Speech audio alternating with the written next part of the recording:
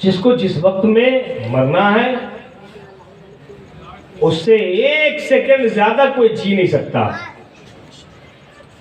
और जिस जगह पे मरना है जहां रूह निकलनी है उससे 1 इंच आगे नहीं बढ़ सकता ना पीछे रह सकता, वही रूह निकलेगी।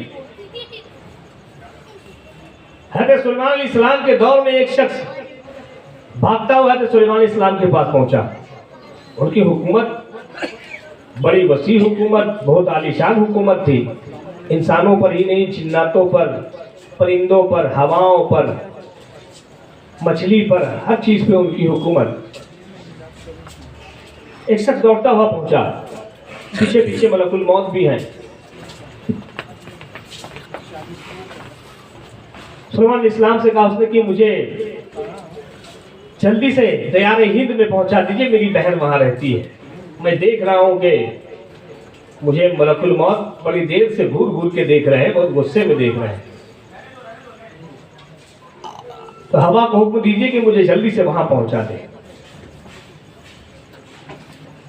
पहले ऐसा होता था कि मलकुल मौत दिखाई देते थे, इसके पीछे भी वाकया है, बुखारी शरीफ में भी है, लेकिन अब वक्त बहुत निकल गया, उसको छोड़ देता हूं। सुलेमान अलैहिस्सलाम ने हवा को हुक्म दिया, हवा फौरन उड़ाता हुआ ले आया। कुछ देर के बाद मलकुल मौत वापस पहुंचे हैं तो सुलेमान की बारगाह में। जानते हैं उस शख्स का क्या हुआ? बोले बताइए, आप इतने गुस्से में क्यों थे?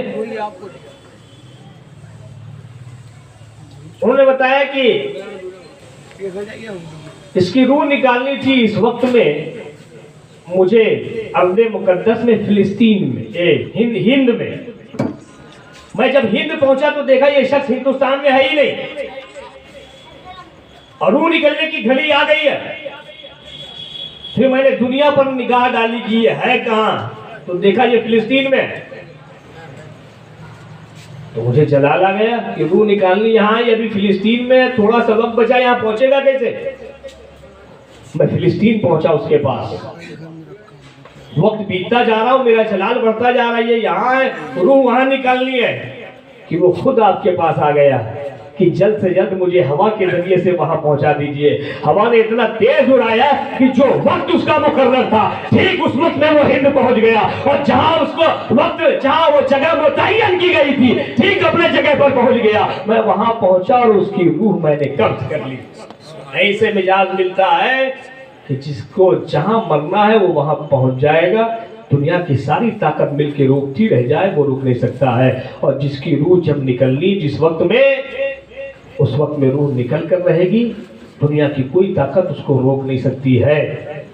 अब हमारे यहाँ जो मशहूर है कि बेटी में रूह लगा है तो बेटा में रूह लगी हुई है, तो जगह बदल दो, पुराने घर में रूह लगी हुई है, तो कभी पुराने घर लेके भागते हैं, कभी बम्बई में बेटा उनको बुलाते हैं, कभी दिल्ली में बेटी उनको बुलाते हैं। हालांकि रूह निकलने के का जब वक्त आ जाता है तो फिर मलकुल मौत न बेटे का इंतजार करते हैं न बेटी का इंतजार करते हैं। वक्त आ गया, वो रूह ली और चल दी है।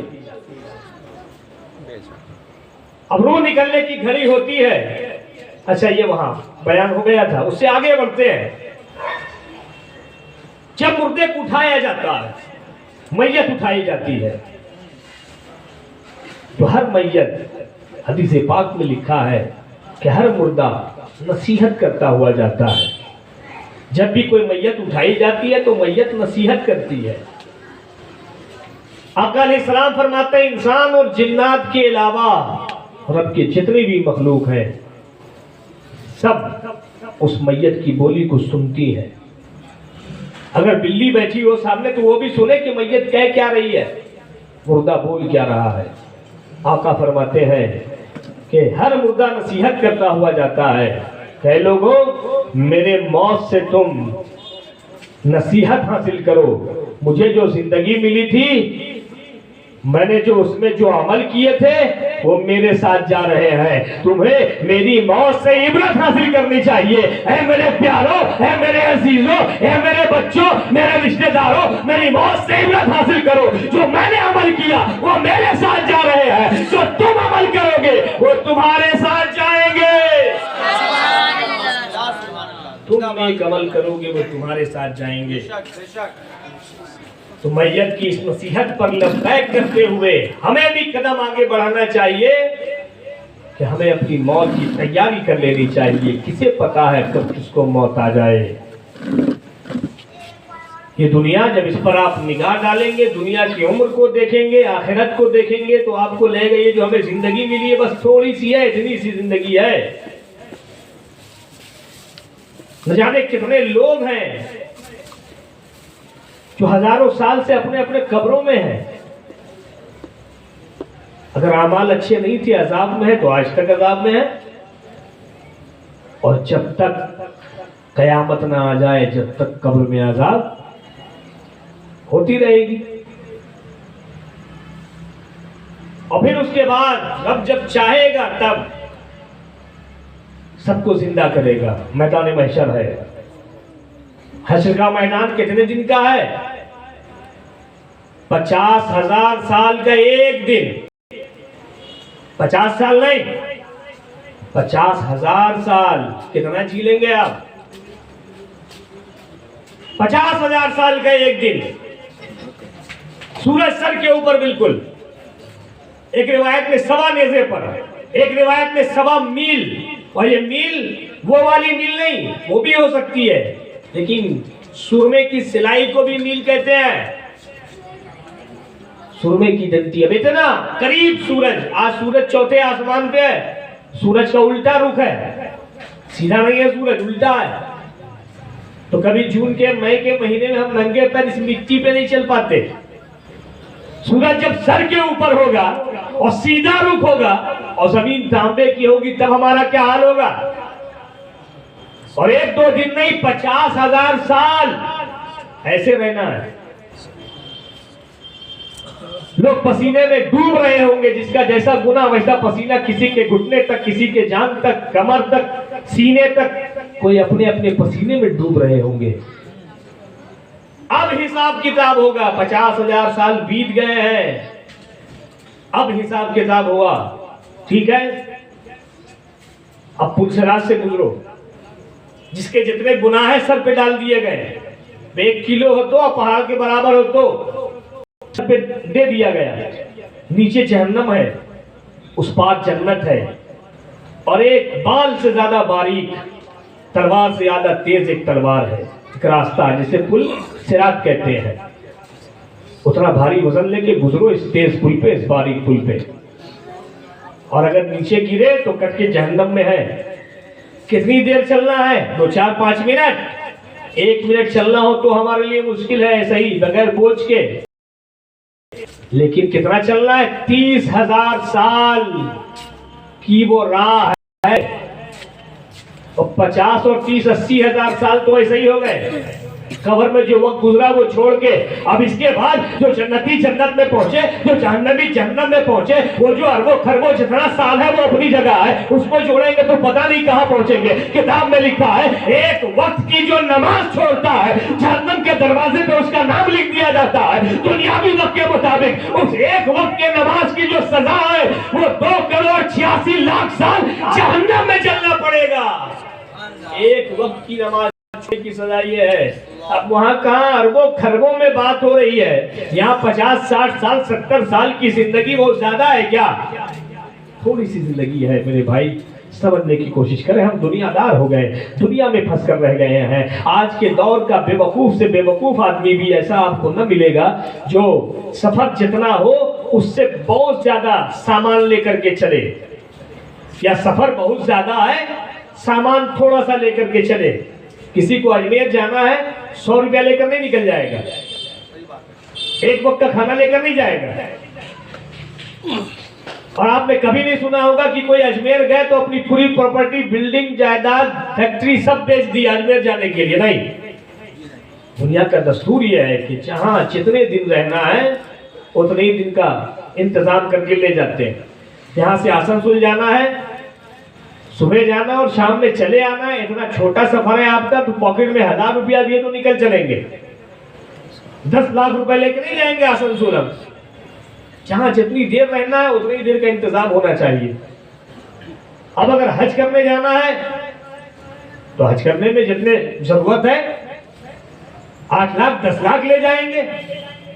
ऐसा नहीं है कि हम सारी प्रॉपर्टी बेच के खरबों रुपए अरबों रुपए लेके कोई पहुंचे हो हज करने के लिए, नहीं। तो जहां जितने दिन रहना है उतने ही दिन का इंतजाम रखना पड़ता है, उतनी ही ज्यादा राह रखनी पड़ती है। जमाने का दस्तूर है, बेवकूफ आदमी की ज्यादा राह उतना ही रखता है। लेकिन अफसोस का मकाम है कि ये दुनिया 50 साल की, दुनिया 70 साल की, इस दुनिया में जिंदगी हमारी 100 साल की, और जहाँ हमें जाना है वो करोड़ों साल की जिंदगी, वो अरबों साल की जिंदगी है। अफसोस का मकाम यह है कि जहाँ 50 साल रहना है, जहाँ 60 साल रहना है, सारा हमारा ज्यादा राह, सारा दिमाग हमारा यही लगा हुआ है। जहाँ करोड़ों साल रहना है वहां के लिए हम कोई इंतजाम नहीं कर रहे हैं, इसे हम भूले बैठे हुए हैं। इसकी दूसरी मिसाल ऐसे समझे, एक शहर है, उस शहर का दस्तूर ये था कि 5 साल के लिए वहां उस कबीले वाले लोग अपने कबीले में से किसी एक को अपना बादशाह बनाते थे, बादशाह चुनते थे 5 साल के लिए। जैसे हम लोग काउंसिलर चुनते हैं, एमएलए एमपी चुनते हैं, 5 साल के लिए बादशाह बनाया जाता था। जब 5 साल मुकम्मल होता तो सारे लोग, सारे कबीले वाले, सारी रियाया उनके पास पहुंचती कि बादशाह सलामत, आपके 5 साल हो गए और अब आप तख्त छोड़ दीजिए। बादशाह सलामत तख्त छोड़ देते, उनको जंगल भेज दिया जाता था। शहर के बाहर एक घना जंगल था, वहां भेज दिया जाता। ये उनका बरसों से ये दस्तूर चला आ रहा था कि आपस में 5 साल के लिए बादशाह चुनते, और जब 5 साल मुकम्मल होता तो बादशाह को जंगल में भेज देते। फिर उसका कोई पूछने वाला नहीं था, कोई पुरसाने हाल नहीं था। बादशाह मर गया कि जिंदा है, भूखा है कि प्यासा है, जानवर खा गया, दरिंदा खा गया, कोई पूछने वाला नहीं। ऐसा ही एक मर्तबा हुआ कि एक बादशाह का 5 साल पूरा हुआ, उसको जंगल भेज दिया गया और नए बादशाह का चुनाव हो रहा है। एक शख्स को नया बादशाह बना दिया गया 5 साल के लिए। इससे पहले जितने बादशाह थे 5 साल मुकम्मल ऐश करते थे, ऐशो आराम की जिंदगी गुजारते, नरम नरम बिस्तरों पर रहते, अच्छा अच्छा खाना खाते, दिन रात जब दिल किया सोया, जब चाहा सैर किया, जब चाहा शिकार किया। 5 साल मुकम्मल ऐश में गुजार लिए। अब 5 साल हो गया तो जंगल भेज दिया जाता था। अब ये जो नया बादशाह बना, इसने और बादशाहों से हटकर जिंदगी गुजारी। ये अपने 5 साल में नरम नरम बिस्तरों पे सोया नहीं रहता था, सिर्फ लजीज खानों में नहीं लगा रहता था, सैर करो शिकार करो नहीं। 5 साल इसने बड़ी मेहनत करके गुजारी, दिन रात एक कर दिया, रातों की नींदें हराम कर दी। क्या करने में? जिस जंगल में और बादशाहों को भेजा गया था, जहां इसे जाना है, उस जंगल की कटाई करवा रहा, उस जंगल को साफ सुथरा करवाया, वहां घर बना रहा है, वहां महल बना रहा है, वहां सड़कें तामीर करा रहा, रास्ता बना रहा है, वहां बाजार बनाया। 5 साल के अंदर उसने उस जंगल को शहर बना दिया है, वहां एक महल तामीर कर दिया है, वहां लोगों की बस्ती बसा दी है, वहां बाजार बना दिया है। और 5 साल पूरे हुए, लोग इनके पास आए, ए बादशाह सलामत, यहाँ का दस्तूर ये है कि यहाँ से 5 साल के बाद लोगों को पीछे जंगल में भेज दिया जाता है। आपका 5 साल पूरा हो गया, अब आप तख्त शाही को छोड़ दीजिए, अपने जंगल में चले जाइए जहाँ और बादशाह चले गए हैं। बादशाह खुशी खुशी तख्त शाही से उतरता है और चला जाता है। कहां चला गया? जंगल में नहीं, महल में गया है। एक महल से निकला तो दूसरे महल में चला गया है, एक शहर से निकला तो दूसरे शहर में गया है। ये तो 5 साल की हुकूमत थी, लेकिन अब जहाँ गया है वहां उसे कोई नहीं हटा सकता। वहां के हमेशी का बादशाह है ये, क्योंकि महल इसने बनाया है, शहर इसने बनाई है, गांव इसने बसाया है, आबादी ये लेकर आया है, बाजार इसने बनाई है, इसलिए वहां का ये मुकम्मल बादशाह बन चुका है। बिना तफसील मेरे भाई, हमें जो ये जिंदगी मिली है ये इसीलिए मिली है कि अपनी दूसरी जिंदगी को हम संभाल ले, दूसरी जिंदगी को हम बचा ले। 5 साल के बाद जब हमारी आंखें बंद होगी, आंख बंद होने की देर है कि वहां जन्नत का दरवाजा खोल दिया जाता है। दूसरी अबदी जिंदगी हमारा इंतजार कर रही होती है। तो कामयाब इंसान वही है, होशियार इंसान वही है कि आंखें बंद होने से पहले पहले अपने उस घर की तैयारी कर ले, अपनी जिंदगी को इस तरीके से गुजारे कि हमारा वो घर आबाद हो जाए। जा जाना तो कब्र की तैयारी कर ले। तो कब्र की तैयारी बहुत आसान है, अगर करना चाहे करने वालों के लिए तो इतना आसान है कि यहाँ बैठे बैठे कर सकते हैं। अगर ना करने वाले हो, ना करना चाहे तो फिर 100 साल लोग जी लेते हैं और तैयारी नहीं हो पाती। तैयारी कहते किसको है? अपने साबका गुनाहों से तौबा कर ले और अपने रब से अपना रिश्ता जोड़ ले, बस यही तैयारी है। ये यहाँ बैठे बैठे हो सकता है। सारे गुनाहों से तौबा कर ले, सच्ची तौबा, और अपने रब से अपना रिश्ता जोड़ ले, हो गई तैयारी।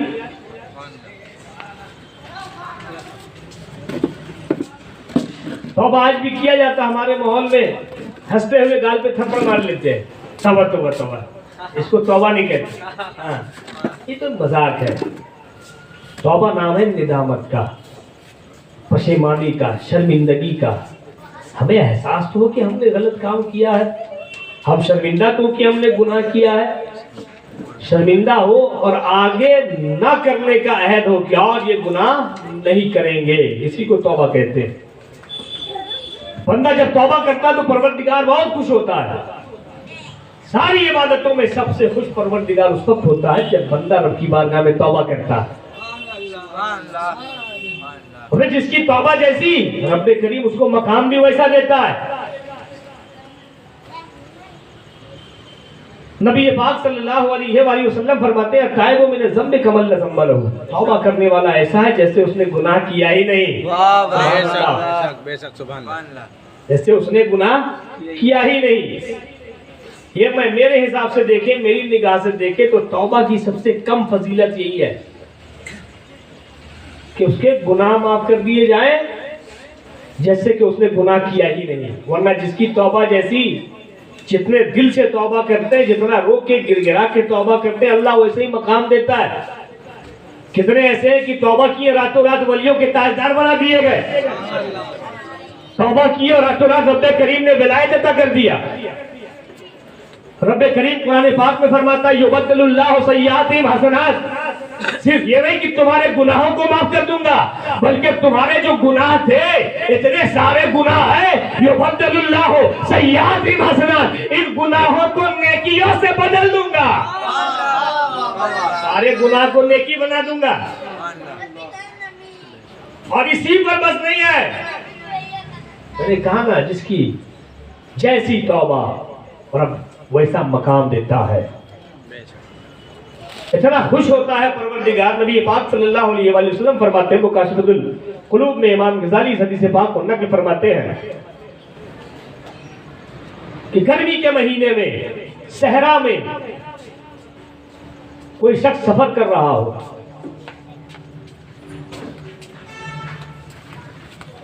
ऐन दोपहर है, गर्म गर्म लू के थपेड़े चल रहे हैं, जहां तक निगाह जाए रेत ही रेत है, बालू ही बालू है, कहीं कोई दरख्त नहीं, कोई पानी का एक कतरा नहीं। ऐन दोपहर है, जमीन इतनी गर्म है कि गोश्त का टुकड़ा फेंक दिया है तो भुना जाए, ऐसे में कोई शख्स सफर कर रहा है। आका फरमाते हैं कि अचानक उसे एक छोटी सी झाड़ी नजर आई। वो आराम करने के लिए, सुस्ताने के लिए थोड़ी देर उस छांव में, झाड़ी के छांव में लेट गया। अपने ऊंट को उसने वहीं खड़ा कर दिया।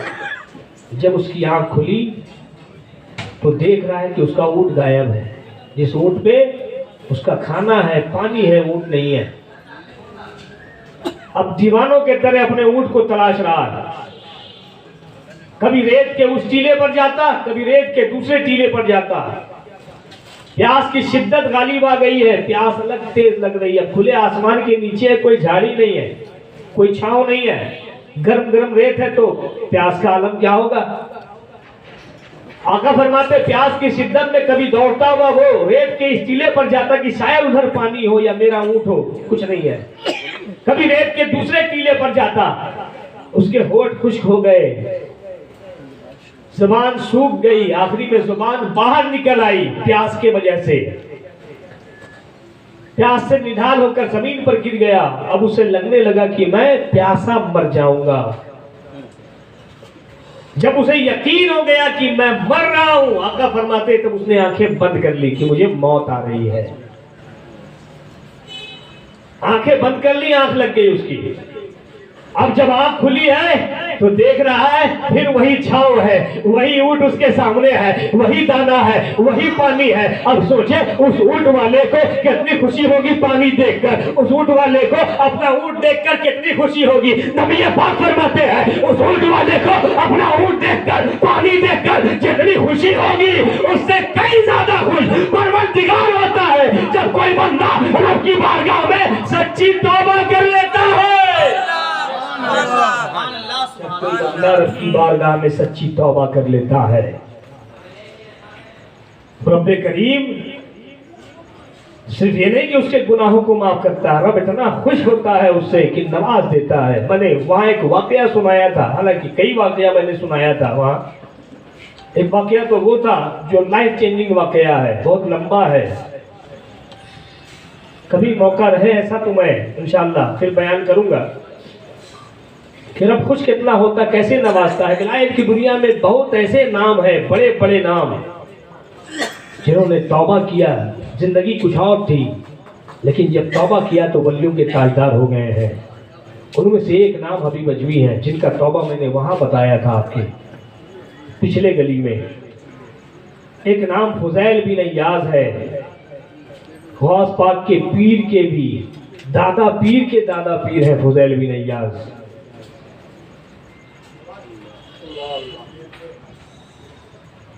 लेकिन पहले क्या है, पहले एक डाकू थे। हजरत बिशर हाफी हैं, बगदाद की सरजमीन में नंगे पैर वो चलते थे, इसलिए हाफी उनको कहा जाता था। पूरे बगदाद में इंसान तो इंसान है, जानवर इतना अदब करते थे कि जानवरों की मजाल नहीं कि रास्ते में लीद गोबर पखाना पेशाब करते। क्यों? क्योंकि बिशर हाफी नंगे पैर चलते हैं और थे अपने वक्त में बहुत बड़े शराबी। एक रात तौबा किया और हमने क्या मकाम दिया है। तो हम भी दिल से तौबा कर सकते हैं, रब की वही रहमत है, हमें भी नवाज सकती है और नवाजे की जरूर तौबा दिल से होनी चाहिए। हमें एहसास तो हो कि हमने गुनाह किया है। हज़रत फुदैल बिन अय्याज डाकू है, डर से कोई उनके इलाके से नहीं जाता कि फुदैल का इलाका है। जंगलों में पहाड़ों में रहते थे, कोई वहां से गुजरता नहीं कि फुदैल का इलाका है। और कोई गुजरते भी तो बड़े होशियारी से, अक्सर काफिला लूटा जाता था। हज़रत फुदैल बिन अय्याज डाकुओं के सरदार तो थे, लेकिन जिंदगी बहुत निराली गुजारते थे। ऐसा नहीं कि पूरी जिंदगी गुनाहों में कट रही है, नेकी भी करते थे। वही नेकी काम आई उनके, इसलिए किसी को अगर गुनाह की आदत भी पड़ी है, धीरे धीरे लाइन पे आना चाहते हैं। हालांकि होता ऐसा नहीं है, एक बारगी जो झटका लगता है वही लाइन पे आता है। अगर गुनाह करते हैं तो ये ख्याल रखें कि हमें नेकी भी करनी है। नबी पाक फरमाते हैं अगर कोई बंदा गुनाह करे फौरन नेकी कर ले तो वो नेकी उस गुनाह को खा जाती है, गुनाह मिटा दिया जाता है। अब एक काफिला जा रहा है जंगल में, फुदैल का इलाका आने वाला है, तो लोग होशियार होने लगे। देखो फुदैल का इलाका आ रहा, अपना पैसा पानी सामान सब दुरुस्त कर लो, कहीं ठिकाने लगाना है तो लगा लो। तो एक शख्स थोड़ा जंगल में आगे बढ़ा, कोई अमानतदार इंसान मिले तो उसके हवाले कर दो। तो देखा एक शख्स मुसल्ला बिछाए, दाढ़ी है, पगड़ी है, हाथ में तस्बीह है, जिक्र इलाही में मशगूल है। पहुंचा उनके पास, सलाम दुआ करने के बाद हुजूर मुझे यहाँ से सफर पे जाना है, आगे फुदैल का इलाका है, ये मेरे कुछ सोने के सिक्के हैं, कुछ दीनार हैं, कुछ मालो दौलत है, इसको आप रख लें, मैं वापस आऊंगा तो आपसे ले लूंगा। ठीक है, रख दो, रख दी, चले। आगे गए तो काफिला लूट लिया गया। किसने लूटा? फुदैल के आदमियों ने लूटा। सामान एक जगह रखा है, सरदार का इंतजार हो रहा है, सरदार आए तो बंटवारा हो। पेश किया जाए। एक शख्स के पास से हलवा निकल गया, बड़ा कीमती हलवा है, तो कहा रखो सरदार आएंगे पेश करना। आए सरदार।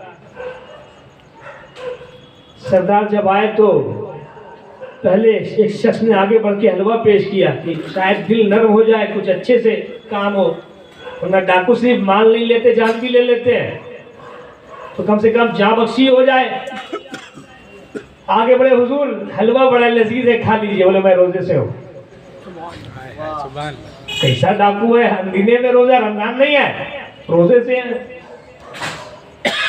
जब उस शख्स की निगाह पड़ी जिसने अपना सारा दौलत, सारा माल दे दिया था कि फुजैल का इलाका आप रखिए अमानत, वापस आऊंगा तो लूंगा, उसने जब देखा तो बेहोश होते होते बचा कि मैंने क्या किया, डाकुओं के सरदार को अपना सारा माल दे दिया। अब मैं खुश था कि सबका लूटा गया, मैं बच गया। मुझे नहीं पता कि सबसे पहले मैं ही लूट गया हूं। लेकिन फुजैल बिन अय्याज ने उस शख्स को बुलाया, इधर आओ। गया, ये तुम्हारी थैली है? हाँ। हमारा माल है ना, ले लो। क्यों? बोले तुम्हारा है, तुम ले लो। मगर लूटा गया तो सबका लूटा गया है, और तूने अमानत दिया है। फुजैल कभी अमानत में खयानत नहीं करता है। मानने में। अच्छा तो आपने हलवा क्यों नहीं खाया? अरे रोजे से हो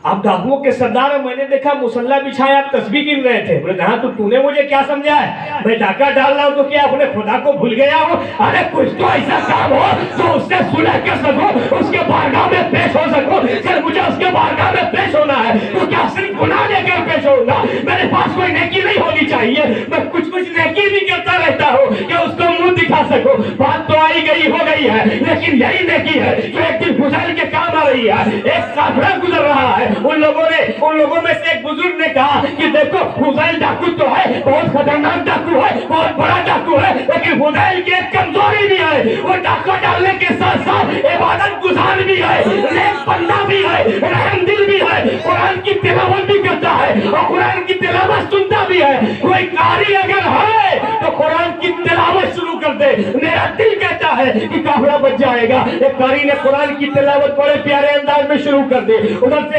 हजरत फुजैल बिन अय्याज है, डाकुओं के सरदार है, और रोते हुए करीब आया है। कारी चुप हो गया है। एक कुरान के कारी, पढ़ना जो खुदा का कलाम पढ़ता था, तू पढ़ना। बोले क्या? मैं पढ़ूंगा तो तुम हम सबको माफ कर दोगे, हमारे काफिले को लूटोगे नहीं? अरे तू पढ़, मेरे दिल में ऐसी आग लगी है कि तेरा काफिला तो तेरा काफिला है। फुजैल आज से किसी काफिले को नहीं लूटेगा। आज से फुजैल अपने रब के बारगाह में पहुंचेगा। इधर तो कुरान पढ़ते गए, इधर फुजैल है कि रोते जा रहे हैं। कुरान के अल्फाज है, उसका तर्जुमा है कि अभी वक्त नहीं आया कि बंदा रब की बारगाह में हाजिरी दे दे, अब तक गुनाहों से तौबा कर दे। फुजैल रोते हुए दौड़े जा रहे हैं, ए मेरे परवरदिगार, मैं तेरी बारगाह में आ रहा हूं मौला, तेरा वक्त हो गया है मेरे मौला, मेरे तौबा करने का वक्त आ गया है। पहुंचे